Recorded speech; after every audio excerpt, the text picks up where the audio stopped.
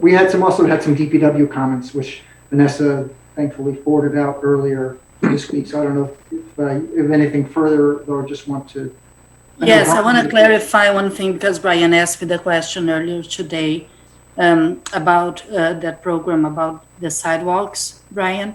And Yep. what happened is, one of the reasons why we would like to not have that in the plan is that there is an ordinance where the property owners, they are responsible to maintain the sidewalk.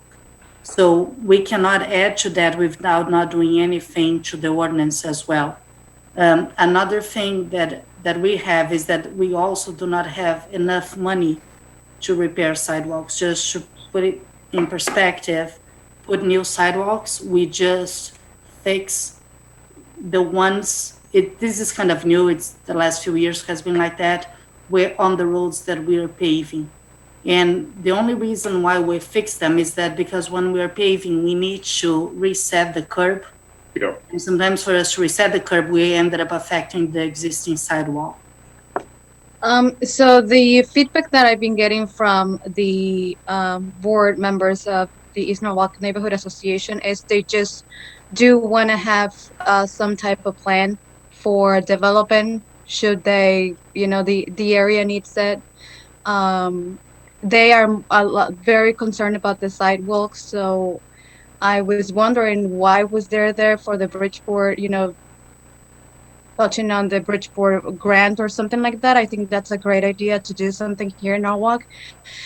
I understand that this is not the study or the time to do it, but I mean, since Vanessa already put it on the table, I think you guys should look into that, because there's a lot of there's no walkability in East Norwalk, and we do need that. So somehow we need to fix the sidewalks. If we don't have the development that they're going to be fixing the sidewalks as a requirement, then we should do something about it. Concern of the residents is that we'd have a distinct and unsightly break, and an unexpected break. You'd have, a block or two where nothing is new, and doesn't meet up, and then all of a sudden you start like, kind of the Wizard of Oz path there, where then it's new sidewalks, and it would be a real disconnect. I was on all those public hearings, and Diane, I had a different perception of the residents. To be honest, I think that in the beginning, there were a few things that actually they want to be improved. And I think that we are trying to definitely meet that. One thing that is very important to understand is that if we don't have some kind of developing coming to the area, we're not going to be able to get the improvements that the residents want.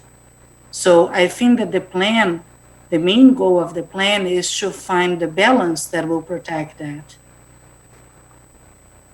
Okay, I'll leave it at that. But some of the improvements that we're looking for would be stuff that could be done by the city, whether there's development or not. And if we're waiting for development to improve things like infrastructure, the traffic signalization, the improvement in road congestion, the enforcement of current ordinances, my opinion is that now this is my opinion. Why should we be waiting to do that when the city is able to do that now?